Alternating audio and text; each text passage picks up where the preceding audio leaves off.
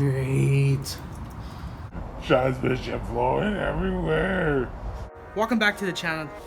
Today we're going to be working on the Honda Civic, the $100 Honda Civic. So today we're going to be tearing out the D15 B2. This is probably going to be the hardest thing for me right now, is taking out this engine. So yeah, stay tuned. Let's get it. Okay, we're gonna get started by lifting up the vehicle here. I did the opposite side off camera. Just make sure you place everything in the appropriate area. We're gonna be removing this air box here first. I had to loosen up these screws in order to get the harness to move out of the way for the battery. And I'm gonna be removing this air box and the piece that connects to the air box with the battery as well. So it takes 1, 2, and 3 10mm bolts, and the tube just has a clamp.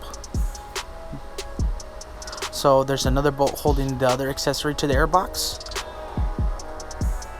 And here I'm just explaining a little bit how to remove the plug. You have to pull up and away and it breaks free. Really easy. Here we're going to be removing I'm taking off the harness, but I'm going to keep the harness on the engine. So I'm kind of removing it from the chassis here. So I have that all disconnected. Okay, now we're going to start working on removing the cruise control. As soon as I disconnect that 10mm bolt, these two plugs literally just separate, but I needed 2 hands to disconnect them. Here I'm explaining how I'm going to place the harness under my intake manifold because I will be removing it with the engine. I forgot to mention the other cable that was connected to the fuse box also needs to be disconnected. Here we're going to start working on removing the AC lines, and I just removed that 10mm with that bracket.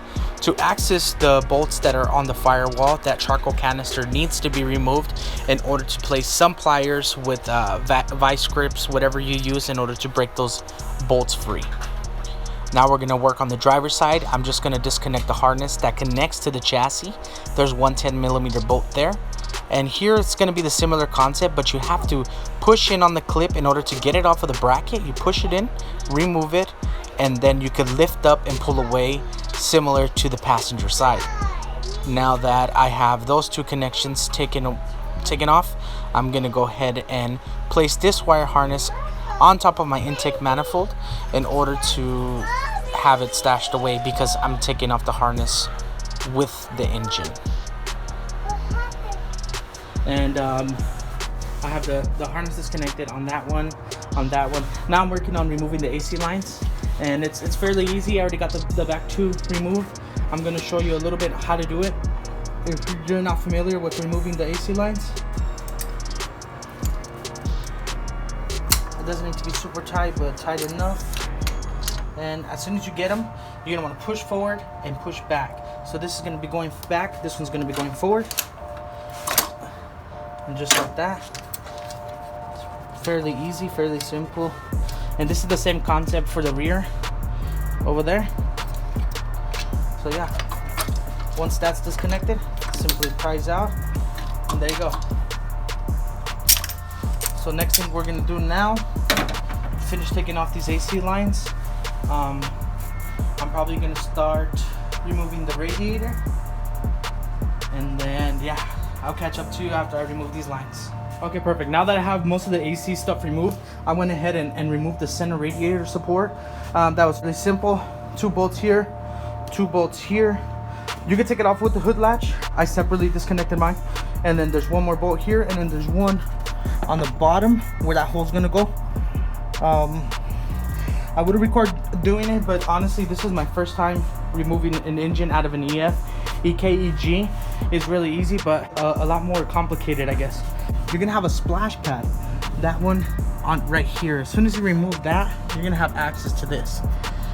This right here is your radiator drain plug, and this is what's gonna drain out all the cooling in your system. We're gonna go ahead and remove that, and it's right here. So this is simple. Look, even mine was a little bit loose. I'm looking at it right now. So yeah, we're gonna go ahead and loosen this, and right there, just like that, you can drain out your coolant. Oh yeah, oh yeah. I'm just kidding, you guys. So we're gonna let this drain for a little bit. You know what, real quick, that was down here, we're just gonna go ahead and remove the transmission fluid too, and that's gonna be right here. You can take a 3/8 ratchet and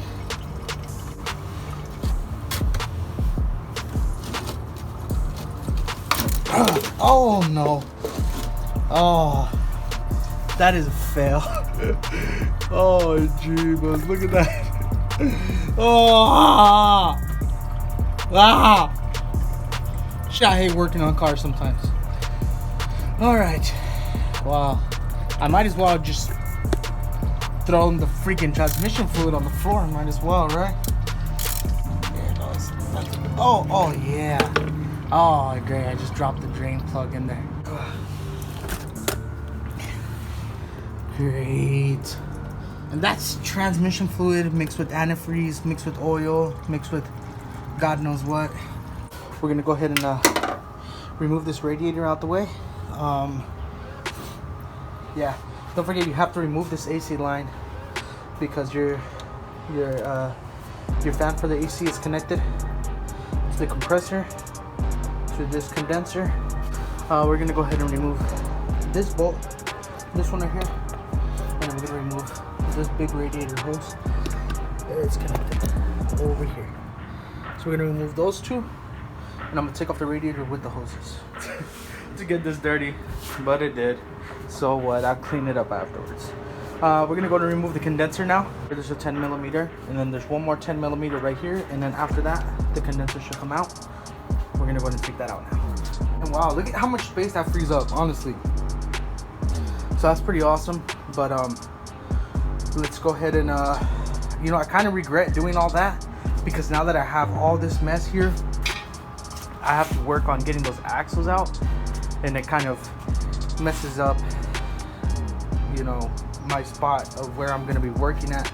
On this side, not so much. This side will be fairly clean, but the other side is kind of drenched with coolant. So I might just do a little cleanup on that. If I would recommend, doing the axles first, for sure. Okay, now we're working on the axles. We're gonna remove the axle bolt after. The one back there, there's a bolt back there.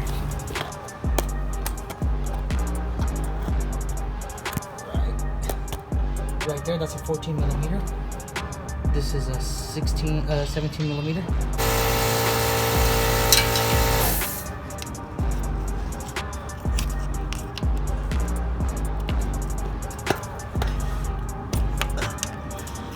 So after taking that last axle off, you can see kind of transmission flowing everywhere. The freaking bucket fell when I was trying to loosen up the shift linkage. So I'm gonna finish cleaning up this mess. I got it kind of cleaned up a little bit, but we're gonna go ahead and end the video there. Please stay tuned for next part. Next part, engine will definitely be coming out. Yeah, so I just have to take off the axle on the opposite side and remove a little bit of other things, and then I should be able to take out that engine. So we're gonna leave it like this, so stay tuned for part 3. Part 3, engine should be coming out, most likely 50% chance. If you guys watched the whole video and you guys and if you guys enjoy this content, please, you know, hit the like button, you know, subscribe, even comment down what you guys think I should have done, what type of routine you guys take. And yeah, so I appreciate you guys so much for watching. Stay tuned for the next part, and next part, engine will be coming out, definitely. Okay. I could die first.